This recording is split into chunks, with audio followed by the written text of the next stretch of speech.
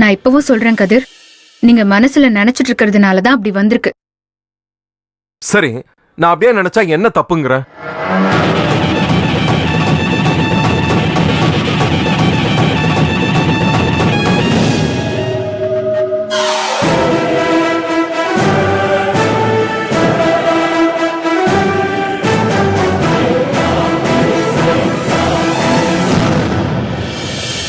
சொல்லு, என்ன தப்பு? என்ன எப்படி நீங்க அப்படி நினைக்கலாம்? நான் ஏற்கனவே தெளிவா சொல்லியிருக்கேன். நமக்கு இடையில வேற எந்த பழக்கமும் கிடையாது, வெறும் ஃப்ரெண்ட்ஷிப் மட்டும்தான் இருக்கணும்னு சொல்லியிருக்கேன். ஆனா நீங்க என்னையவே நினைச்சிட்டு இருக்கீங்கன்னா அப்போ நீங்க என்கிட்ட உண்மையா இல்லைன்னு தானே அர்த்தம். ஏய் நர்மதா, காதலிக்கிறவங்க மட்டும்தான் ஒருத்தர் நினைச்சுக்கிட்டு இருப்பாங்களா என்ன? ஏன் நல்ல நண்பர்களா இருக்கிறவங்க ஒருத்தர் நினைச்சுக்க மாட்டாங்களா? ஐயோ கதிர், நினைச்சிட்டு இருக்கிறது வேற, ரொம்ப அஃபெக்ஷனா இருக்கிறது வேற. நீங்க ரொம்ப அஃபெக்ஷனா இருக்கீங்க, அதனாலதான் பாக்குறவங்க எல்லாரையும் நர்மதா நர்மதான்னு சொல்லிட்டே இருந்திருக்கீங்க. இந்த பாரு, நீ சொல்ற அந்த வார்த்தைக்கெல்லாம் எனக்கு அர்த்தம் தெரியாது. நான் உன்னை நினைச்சுக்கிட்டு இருந்தது உண்மைதான். ஆனா அது வெறும் ஒரு நட்பு ரீதியா மட்டுமே தவிர வேற எந்த உள்நோக்கமும் இல்ல. நான் இந்த விஷயத்த கேள்விப்பட்டதுல இருந்து ரொம்ப அப்செட் ஆயிட்டேன். இந்த ஊர்ல எனக்கு ஒரு நல்ல ஃப்ரெண்டா, என் மேல அக்கறை உள்ளவரா, கள்ளங்கபடம் இல்லாதவரா நீங்க இருந்திருக்கீங்கன்னு நான் ரொம்ப நம்பிக்கையா இருந்தேன். ஆனா நீங்க என் நம்பிக்கையவே உடைச்சிட்டீங்க. ஏய், நான் அப்படியெல்லாம் ஒன்னும் பண்ணல. நான் இப்போ உனக்கு ஒரு நல்ல ஃப்ரெண்டா தான் இருக்கேன். இல்ல கதிர், நீங்க அப்படிதான் சொல்றீங்க, ஆனா அது திடீர்னு மாறிடுது. உங்க மனசுல வேற வேற எண்ணம் வந்துருது. அதனாலதான் நான் கேள்வி கேட்டப்ப கூட நீங்க தட்டு தடுமாறி பதில் சொல்றீங்க. உங்க மனசுல முன்னாடி இருந்த இன்னோசென்ஸ் எல்லாம் இப்போ இல்ல. ஏய், என்ன நீ பெரிய வார்த்தைலாம் பேசிக்கிட்டு இருக்க? இன்னும் என் மனசுல அது என்ன சொன்ன? இன்னசென்ஸா? அதெல்லாம் இருக்கதான் செய்யுது. நீதான் ஏதோ தப்பா நினைச்சுக்கிட்டு இருக்க. எதுவும் தப்பா நினைக்காம நம்ம எப்பவும் போல பழகுவோம். நான் நிஜமா வேற எதுவும் நினைக்க மாட்டேன். அப்படின்னா நீங்க எனக்கு ப்ராமிஸ் பண்ணி தர முடியுமா? என்னது? சத்தியம் பண்ணி தர முடியுமான்னு கேட்டேன். ஏய், எனக்கு சத்தியம்லாம் தேவையே இல்ல. சொன்னா வார்த்தையில நிப்பேன். நர்மதா,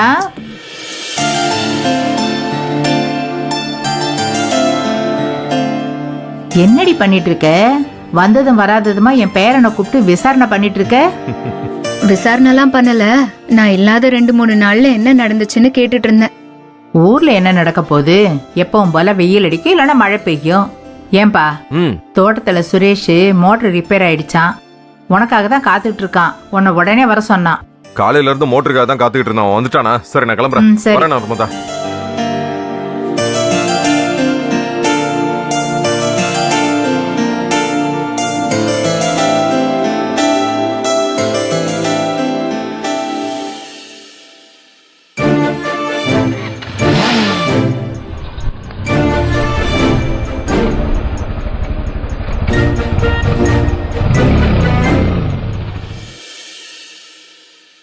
அங்க என்ன தாண்டி நடக்குது?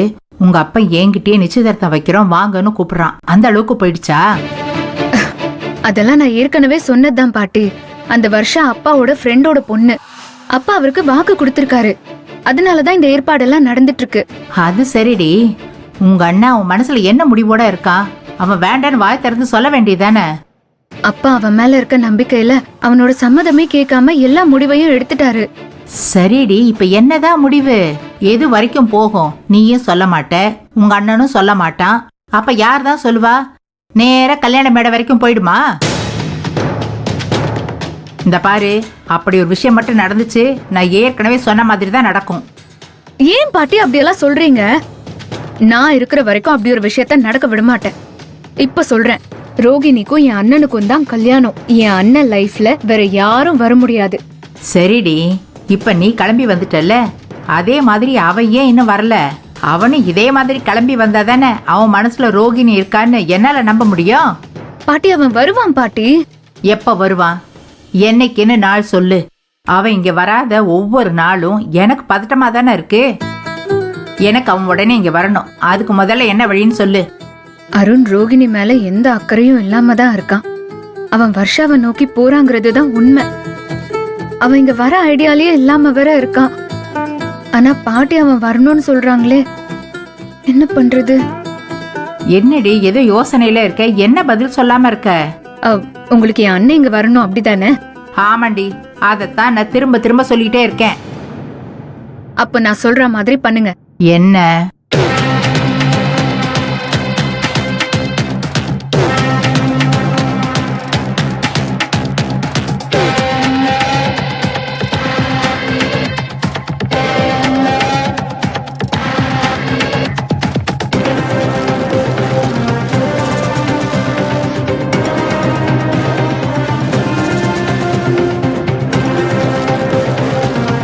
புரியுதா?